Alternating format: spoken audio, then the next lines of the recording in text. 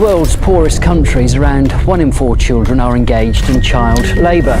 The world's biggest food company, Nestle. The Nestle company. Nestle. Nestle collects millions of gallons a year from springs in southern California. Would you agree with me that your product should not be used where there is impure water? Nestle. You might know them for Kit Kat bars, Nescafé coffee, or even bottled water. Think about it. How many times have you reached for a Kit Kat, sipped a steaming mug of Nescafé to greet the sunrise, grabbed a Nestlé water bottle for a quick hydration fix? Chances are, Nestlé products have been your companions countless times. But behind the familiar brands lies a tale of controversy and ethical dilemmas. So, is Nestlé truly the most evil business in the world? Ever wondered what's really brewing behind the scenes at Nestlé? Get ready to be shocked as we uncover the hidden truths behind this household name. From baby formula scandals to water extraction controversies, Nestlé's story is far from sweet.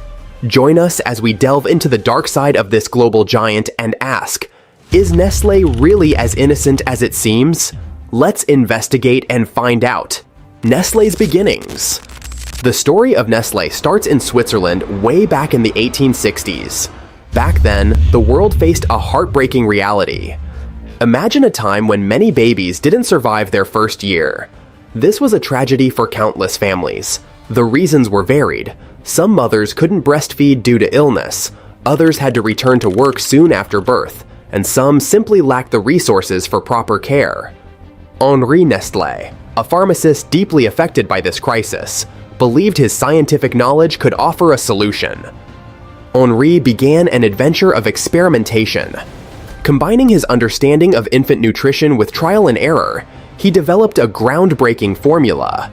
This wasn't a complex concoction, a simple mix of cow's milk, wheat flour, and sugar. In 1867, he introduced farine lactée, meaning flour with milk in French, to the world. This innovation marked a significant milestone. The first commercially available food specifically designed for babies unable to receive breast milk. Henri Nestlé's initial motivation appears to have been genuinely helpful, offering a lifeline to mothers facing the impossible task of feeding their infants without breast milk.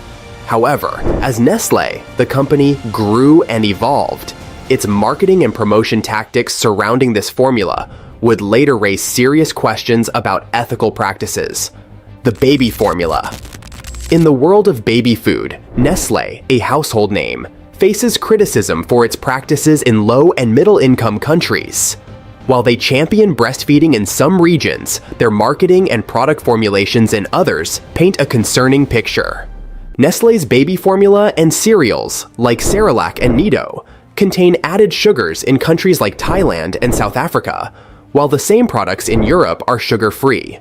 This double standard exposes babies in developing countries to unnecessary sugar intake. The World Health Organization, WHO, warns against added sugars for babies, highlighting the risk of obesity, diabetes, and a lifelong preference for sugary foods later in life. This isn't the first time Nestlé's baby formula practices have raised eyebrows. Decades ago, aggressive marketing tactics in developing countries discouraged breastfeeding, leading to the creation of the WHO International Code in 1981 to regulate formula marketing. However, the current investigation suggests some similar tactics persist. Nestlé utilizes healthcare professionals to build brand loyalty, potentially influencing parents towards formula even when breastfeeding might be ideal. Critics argue these strategies prioritize profit over infant health. While Nestlé claims compliance with international standards, these guidelines are seen as weak and influenced by industry lobbying. In some countries, they exploit loopholes or weak enforcement of the WHO code to market formula to mothers of very young babies, despite the recommendation of exclusive breastfeeding for the first 6 months. The World Health Organization and people who care about consumers say we need stricter rules and better ways of advertising to make sure all babies are healthy. This means putting babies' health before making money, no matter where they are. It's really important to keep telling everyone how important breastfeeding is, especially in places where it's hard to get clean water to make formula safely. Water woes. The familiar logo of Nestlé might grace your favorite chocolate bar, but the story behind that product goes far deeper than the supermarket aisle. Nestlé's global supply chain relies on the labor of countless workers. However, a dark secret lurks beneath the surface. Concerns about exploitation and unfair treatment plague the company's labor practices. Environmental groups highlight the massive plastic footprint of bottled water.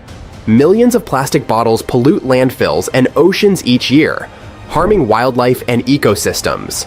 A 2017 study published in Science Advances estimated that plastic waste entering the oceans could outweigh all fish by 2050 if current trends continue.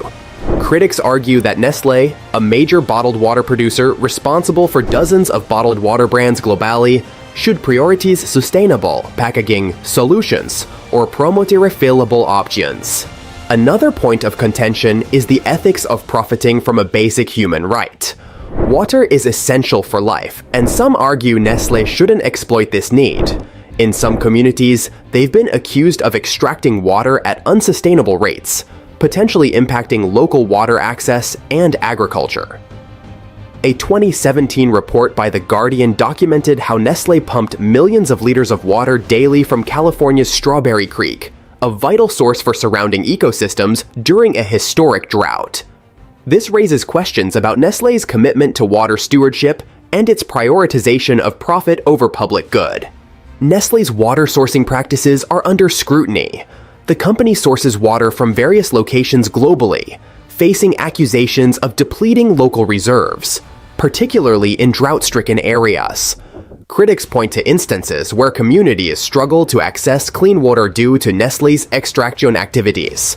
In 2016, a South African court temporarily halted Nestlé's extraction from a local spring in the midst of a water crisis, highlighting the potential conflict between corporate interests and community needs.